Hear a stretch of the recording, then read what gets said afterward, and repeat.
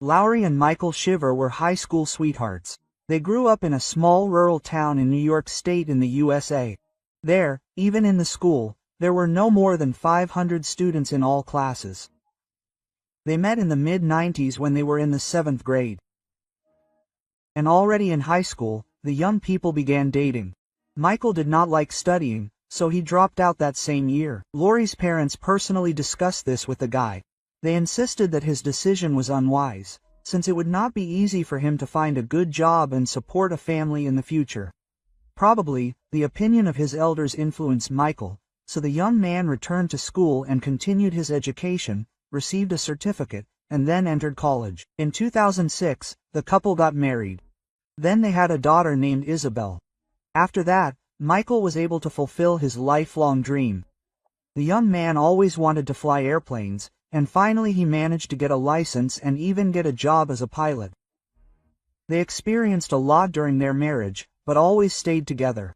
When the child was only 1 year old, Michael, Lowry and Isabel moved to Florida, but quickly decided that they did not want to stay there, after which they returned to New York. Then there were changes in the man's work routine. They changed their minds again and went to Florida again. Michael was always easygoing, ready to jump up and turn everything upside down. After another move, he realized that he no longer wanted to fly, and went to engineering training courses. He got a job at Disney, and then at another company, also associated with attractions. He was engaged in aircraft modeling and even assembled his own plane. The man searched for himself for a long time, repeatedly moved from state to state with his family, was in an eternal search for a more profitable offer. At the same time, he managed to quickly find a job. After 2005, the couple settled in a small town called Claremont, Florida. Unlike Michael's career success, the couple's relationship was not so stable. After almost 10 years of marriage, Lowry began to complain about Michael. For the first time in 2010, she told her family an alarming story. Lowry claimed that when her husband returned from training and took a shower, he attacked her for no reason. The woman said that her husband hit her in the face. However, the bruises have already gone away. Then there was a moment when she simply wanted cookies, and her husband threw her on the couch and began to beat her. However, for some reason, she also did not document the beatings, and then they quickly passed. It is difficult to say what exactly was happening in their relationship, but by mid-November 2015, their marriage was on the verge of collapse. One way or another, on November 15th, Lowry told her family that Michael left the family. He just dropped everything, didn't even bother to take his things and left. She didn't know where her husband was going or why, and she didn't really want to, since she felt a lot of relief after he left. The very next day, the woman decided to take all of her husband's things and started selling them for cash. Michael missed several days of work. Then his boss received an email. The employee said that he was not going to come back and wanted to quit. This seemed strange, since the man managed to get a high-paying position for which he worked very hard. The man was very attached to this job. His manager immediately suspected something was wrong, since Michael had always been very reliable, he was hardworking, and such a decision seemed spontaneous and unfounded. However, he ignored all calls, preferring to communicate exclusively with messages, and even then, after several, he began to ignore them. By this point, Michael had missed an entire week without showing up for work. Despite the fact that his boss asked him to do this and discuss everything, no one could contact the man. In response to any attempts to call, he sent a message that he had an emergency family situation, so he was forced to do so. So, Lowry became a single mother and now raised her 7-year-old daughter alone. At the same time, the woman did not even file for alimony from her husband and argued that she had always earned enough, so she did not need his support. This was understandable, because Michael quit his job. The woman was sure that he would not be able to pay her even if she won the lawsuit. So Lowry decided to simply not waste all her time on this. Curiously, she did not want to waste time on divorce proceedings either. According to the documents, in the following years they officially remained husband and wife. All this looked strange, The closest circle perceived Michael's actions as something extraordinary. The man never said that he was going to leave his family for a career or another woman. In addition, it was strange that he gave up the passion of his life, an unfinished plane, which he had been working on for several years. Unfortunately, people were not very concerned about this. They did not immediately notice that Michael had radically changed his life, and after breaking up with his wife, he did not contact anyone, even relatives and old friends. After some time, Michael's mother became very ill and had to be hospitalized. During this period, his brother tried to actively contact Michael so that he would come visit his mother, but this also turned out to be impossible, since the man ignored calls. Only occasionally did he send short messages in which he evaded any requests. Naturally, such behavior caused indignation, and the brother and mother were very offended by him. The unborn son never visited her during the period of illness. After some time, Michael stopped paying for his car. It was confiscated. In 2016, the bank tried to sue him because he stopped paying for the loan. Even the trial turned out to be impossible, since the man was declared bankrupt. No one could find him to serve the documents. Gradually, his driver's license, pilot's license, passport and other documents were expired and cancelled. He never showed up to apply for their renewal. It was only at the end of February 2018 that the first suspicions arose. By that time, no one had seen Michael or knew where he was for almost 3 years. Perhaps people did not panic because all this time he periodically continued to publish text posts and random pictures on social networks. The man did not have any new photos. In addition, he dryly communicated with some friends and family via email. However, by 2018, the man's entire inner circle had accumulated enough suspicions.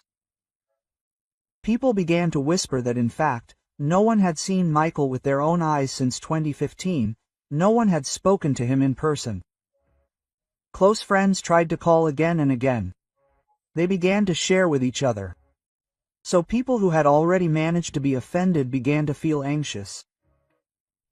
One of Michael's friends contacted the police and reported all of this.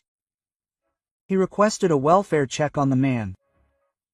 The police made several inquiries and immediately found out that Michael had not rented any apartments or purchased any property.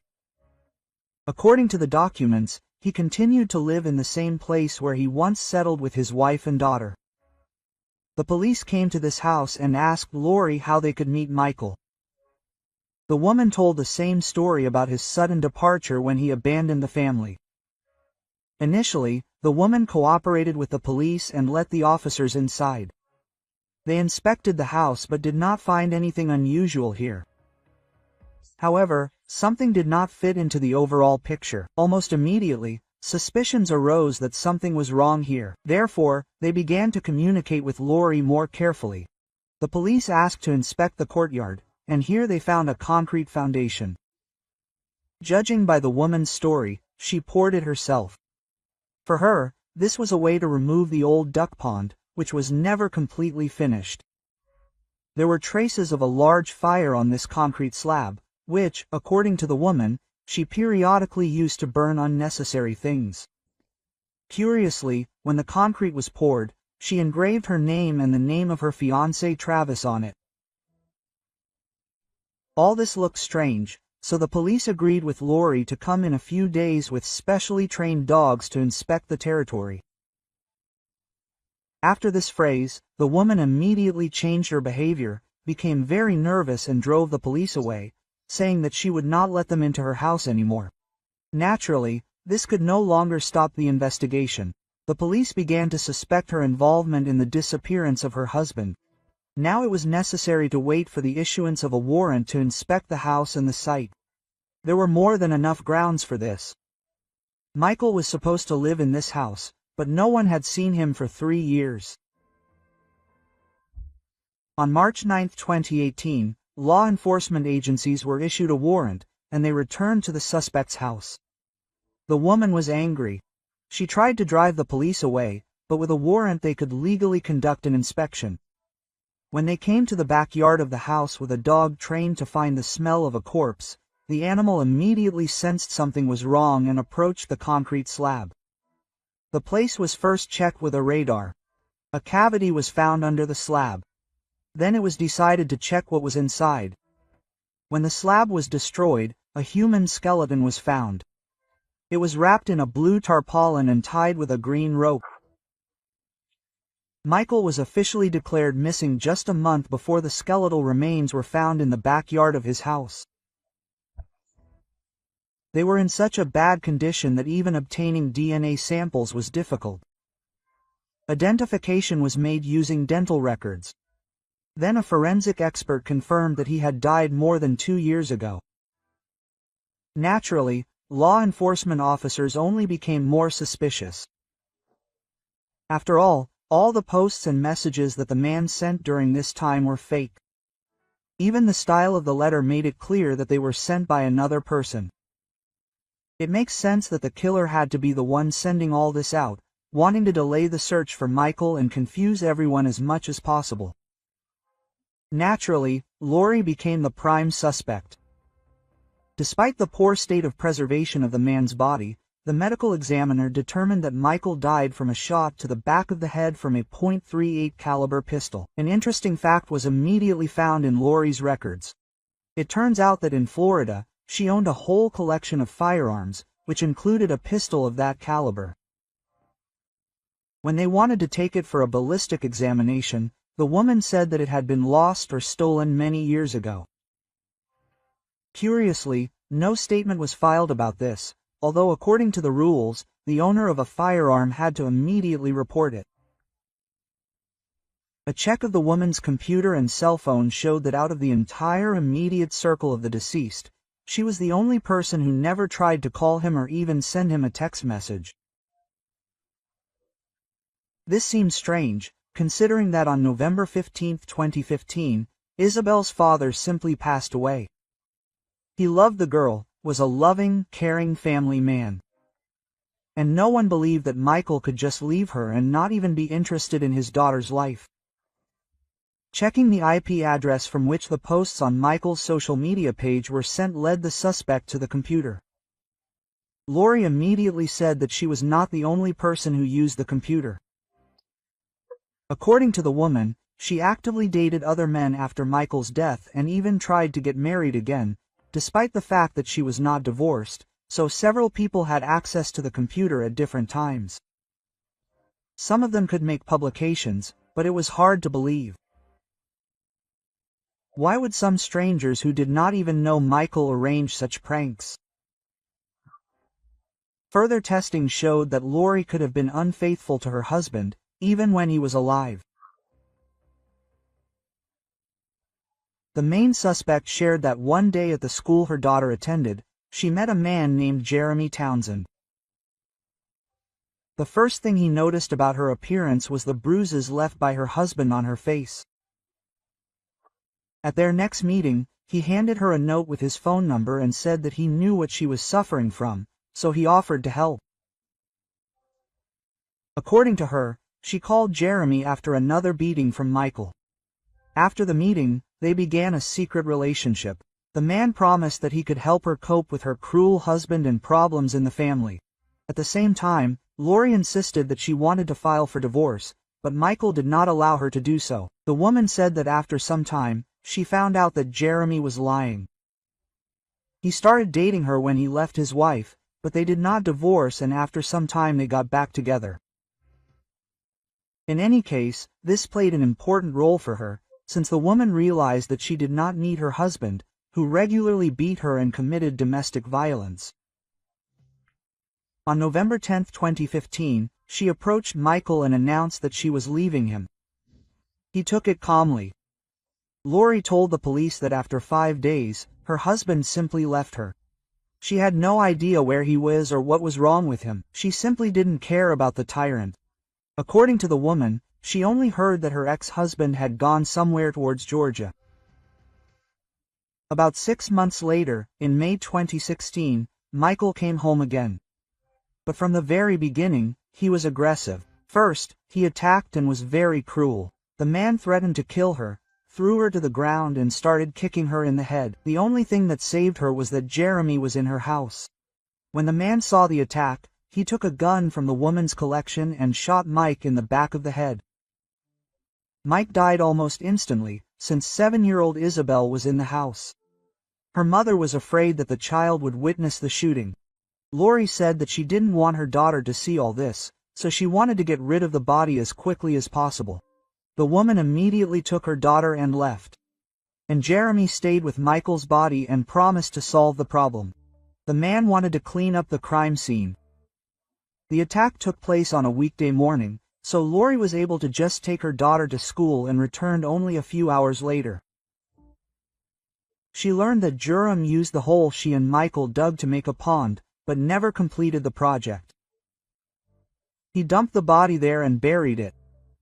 Thus, the woman took all responsibility off herself and shifted it to her lover. Soon she broke up with Jeremy and began dating Travis Fillmore. She was even engaged to this man in 2016. They did not manage to officially get married, since Lori was still Michael's wife and did not divorce him. He was not even declared dead or missing, so it was impossible to dissolve the marriage. Lori claimed that she was not sure that her husband was concreted in this hole in the backyard, since all this happened without her consent and presence. All this was done by the lover, who refused to discuss this issue. However, Travis denied knowing about the burial site at all. However, Jeremy was not the one who posted on Michael's social media page. Detectives quickly found out that the woman tried to confuse her family, friends, and acquaintances in every possible way, telling them different stories about Michael's disappearance. For example, she told her relatives that he had been arrested and was in prison.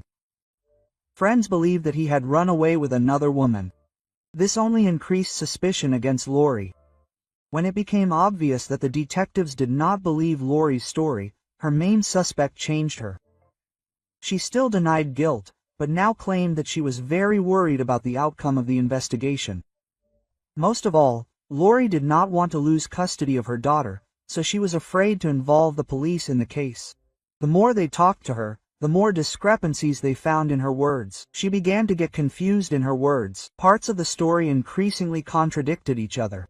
When the police met with her lover, Jeremy, he denied everything that Laura had told him.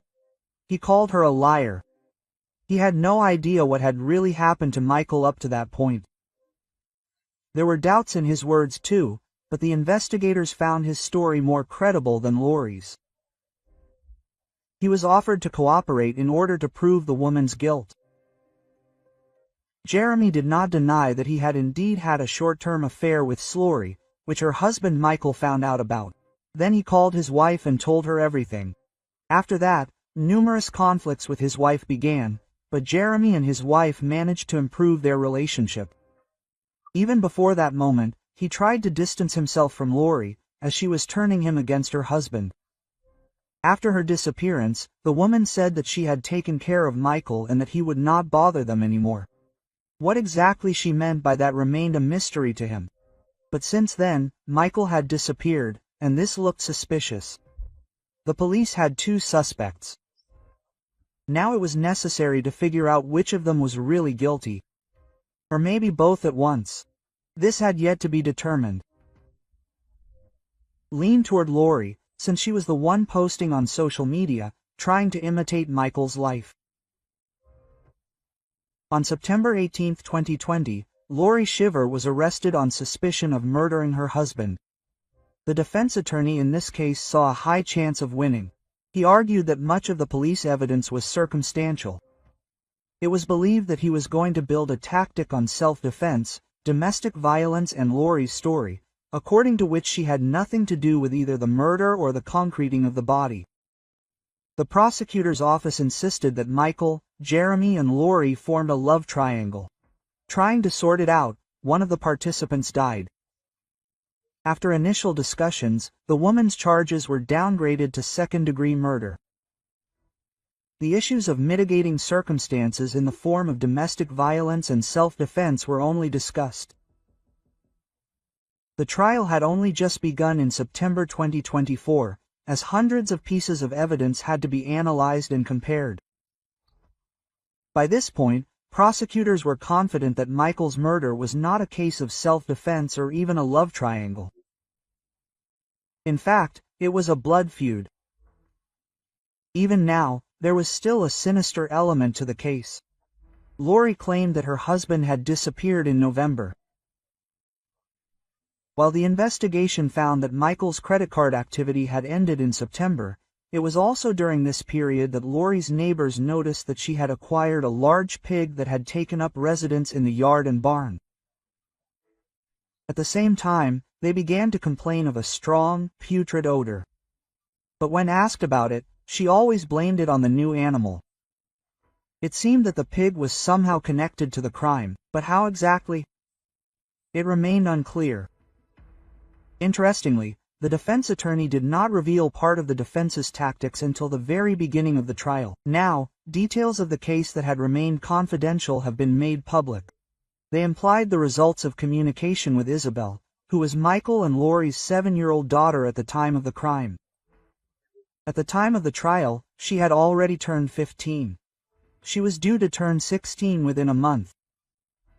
Now, the high school student said that violence in the home was commonplace. Her father would come home from work and would have conflicts with his wife almost every day.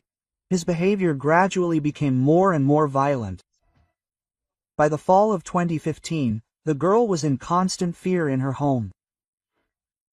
When her father came home from work, she would try to hide in her bedroom so as not to meet him at all. According to her, her mother also lived in this environment. The woman was forced to constantly fight off her husband's attacks. In mid-September 2015, another violent episode occurred. In the evening, Michael provoked a new scandal and began to beat Lori on the terrace. Isabel saw him throw her to the ground and stand on her head with his foot. Lori simply screamed and asked for help. Little Isabel, despite being 7 years old, decided to act. She ran to her mother's bedroom, since the child knew where her .38 caliber pistol was. Taking it, she returned to the terrace where the fight was taking place, pointed it at her father and fired several times, hitting him in the back of the head. The daughter of the deceased insisted in court that she did what she had to do to protect her mother. Despite her age, the schoolgirl claimed that she had to shoot Michael, otherwise he would have simply beaten her mother to death. According to the girl, after this, her mother did not call an ambulance. Instead, she called Jeremy, who arrived and was supposed to help get rid of the body. Thus, all suspicions were removed from Lori again, since the murder was committed by the daughter, and the lover got rid of the body. The lawyer portrayed the woman as a heroine who tried to protect her child from the consequences of this terrible act. The case was too complicated and confusing. Many questions remained open. The new version did not explain some inconsistencies related to time intervals. In addition, Isabel claimed that she did not kill Michael, but only seriously injured him, and he remained alive for a long time. But why then did not Lori report the incident to emergency services? After all, Michael could still have been saved. At the hearing, the prosecution tried to convince the jury that Isabel had already changed her story several times and, just like Lori, was lying, trying to minimize the degree of guilt of her mother. However, the prosecution could not present its own convincing version of events so that these words were proven. It was believed that Isabel simply conspired with her mother or became a victim of her manipulations. Therefore, her mother convinced her to take responsibility for the shooting.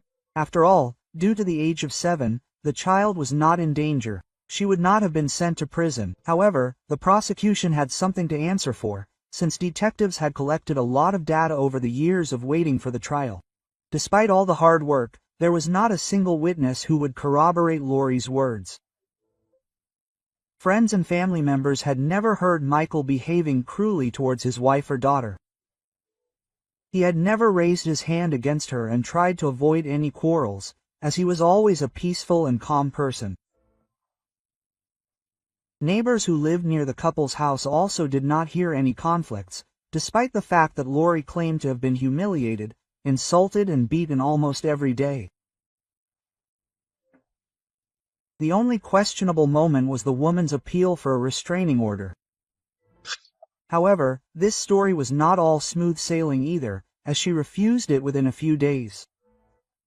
No records of other incidents could be found. The prosecution had witnesses who refuted the defendant's words. Moreover, there were many more of them than witnesses for the defense. In fact, people were sure that it was Lori who was toxic in the marital relationship. She constantly insulted Michael. She often humiliated him, and she liked to do it in public, even threatened him. Several times she physically attacked her husband and beat him. One neighbor even said that he saw Lori point a gun at Michael. That evening, the man was very scared, as his wife threatened to shoot him. It is noteworthy that this happened a few days before the disappearance, which turned out to be a murder using exactly the same scheme. There were too many coincidences. Many knew that Lori was not a victim. In fact, she tortured Michael for many years. Her lawyer insisted that Michael was a skilled manipulator, so the man managed to carefully hide the signs of domestic violence for years. The defense referred to several unpleasant events in the victim's history. In fact, this looked unconvincing, since only one significant episode was found in the criminal history of the deceased. He was accused of assaulting another person in September 2014, when he provoked a fight. According to the case materials, he repented, apologized, did not deny the charges that were brought. Lori even had a friend who spoke against her in court. The woman said that at least once the defendant said that she cut and bruised herself to make Michael look bad. This technique was used to get a restraining order.